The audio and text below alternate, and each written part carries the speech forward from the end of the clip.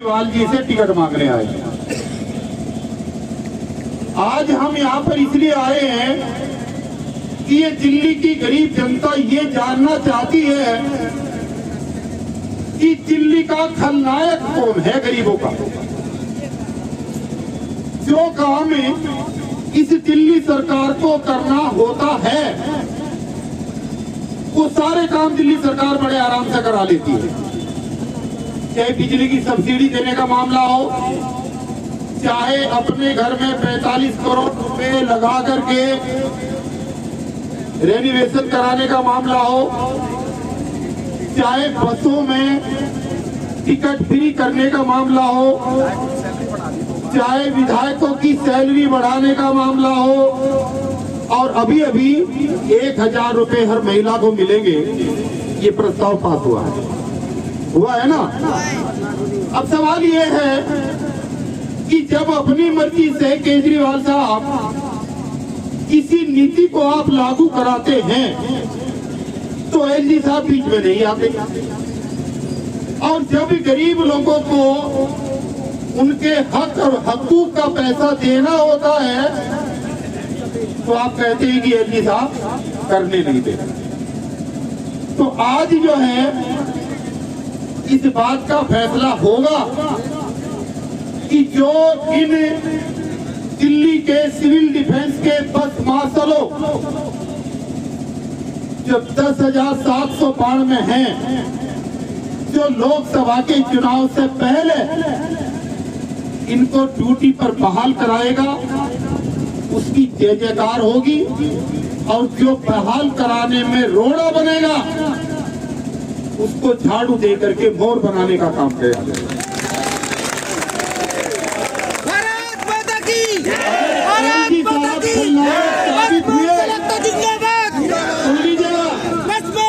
जिंदाबाद। भारतीय जनता पार्टी के प्रतिपक्ष के नेता और अब वो लोकसभा के प्रत्याशी भी बन गए, रामवीर सिंह विधूड़ी साहब। आपने ये चर्चा 17 तारीख को शुरू करी क्योंकि आपको पता था अंदर नहीं कि मुझे टिकट मिलने वाला है। आपने शुरुआत करी किसी सिविल डिफेंस वालों को ड्यूटी पर लो, और दिल्ली सरकार ने बड़ी मजबूती के साथ उसके ऊपर मोहर लगा दी राजेंद्र पाल गौतम जी के माध्यम से लिखित में प्रस्ताव दे करके। आज सवाल ये है कि अगर रणवीर सिंह विधूड़ी जी आप वास्तव में ईमानदार थे और आपके एलजी साहब ईमानदार हैं तो दिल्ली सरकार के माध्यम से विधानसभा सत्र में पास किया गया ये विधेयक, जिसमें उन्होंने संकल्प लिया है कि हम इन कर्मचारियों को वापस लेना चाहते हैं, आप हमारे साथ चलें, हमारी अगुवाई में चले, हम आपके पीछे चलेंगे, हमारी फाइल को क्लियर करा करके ला करके दे, हम आपका भी, आपकी सरकार का भी और आपके एलजी साहब का भी ऐसे ही धन्यवाद करने के लिए चलेंगे जैसे आज यहाँ पर हम आए। आपके यहाँ आने का पर्पज हल हुआ है।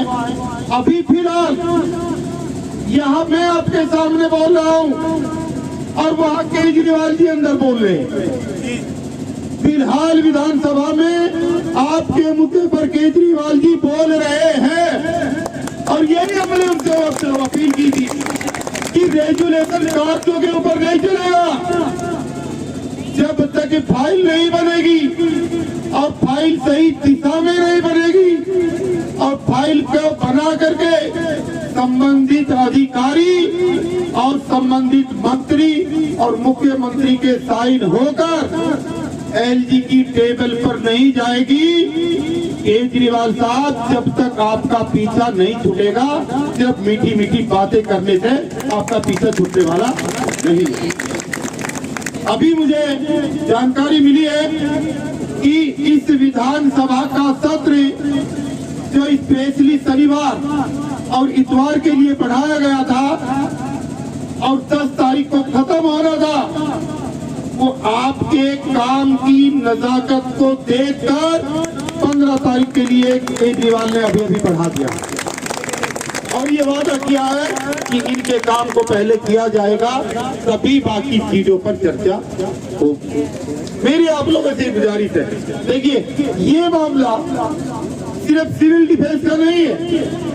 यहाँ पर फिलहाल दिल्ली की भिन्न भिन्न डिस्पेंसरियों में काम करने वाले तमाम सम्मानित भाई और बहन भी आए हुए हैं, जिनकी फाइल 12 जनवरी को सौरभ भारद्वाज मंत्री जी के साइन होकर इनको पक्का करने की फाइल गई है। और फाइल जाने के बाद फाइल हमने उस तरीके से बनवाई कि एलजी साहब की टेबल पर जब फाइल गई तो 10-10 बार पढ़ी गई, लेकिन एलजी साहब को कहीं पर भी कलम रखने की उसमें और कमी निकालने का मौका नहीं मिला। अल्टीमेटली एलजी साहब ने उसको अप्रूवल दिया। जब सरकार ने अप्रूवल दे दिया, एलजी साहब ने अप्रूवल दे दी, तो फिर पक्का होने की में देरी क्या हो रही है भाई? वो काम भी अभी रुका हुआ पड़ा हुआ है। इसी तरीके से जो सरकारी स्कूलों में गार्ड काम करते हैं, जो सरकारी स्कूलों में सफाई कर्मचारी काम करते हैं, उनकी कई महीने की सैलरी नहीं मिल रही है। अरे केजरीवाल साहब, दिल्ली की महिलाओं को, दिल्ली में 1 करोड़ 48 लाख टोटल मतदाता है, यानी कि 75 लाख महिलाएं हैं। 75 लाख, उन 75 लाख महिलाओं को 1000 रुपए देने के लिए आपके पास पैसे हैं, लेकिन शिक्षा विभाग के अंदर सफाई कर्मचारी और वहां का चौकीदार, और जो चौकीदार निकाले हुए हैं, उनको देने के लिए तेरे पास पैसे क्यों नहीं है? पहले इसका जवाब दे। ये जवाब चाहिए जनता को आज। ये लड़ाई दोस्तों लंबी है। पीएससीएस के अंदर हमारे 500 कर्मचारियों को निकाला हुआ है, वहां पर बहुत बड़ा आंदोलन चल रहा है।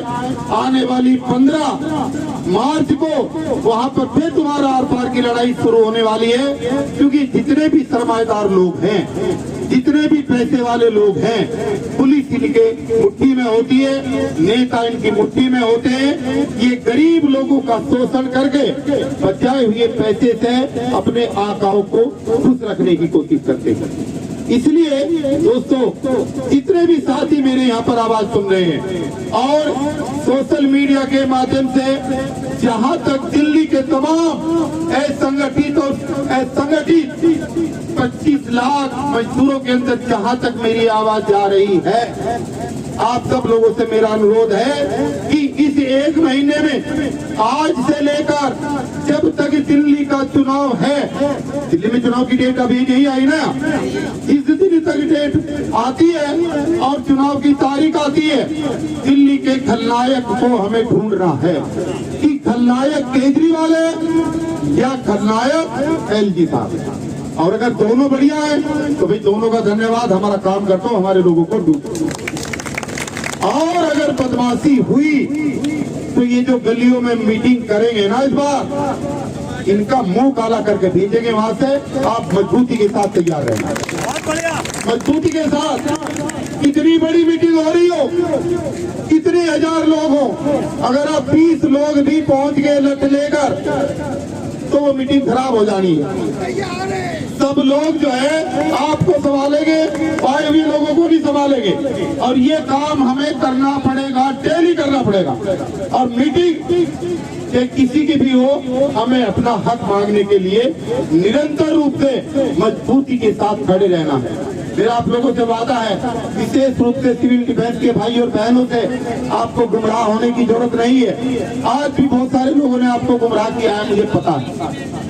इस बात को समझ लो, मैं चोरी से नहीं बता रहा हूँ। हम यहाँ पर धन्यवाद करने के लिए आए, ये हमारा फर्ज है, लेकिन अभी आपकी फाइल बनी नहीं है।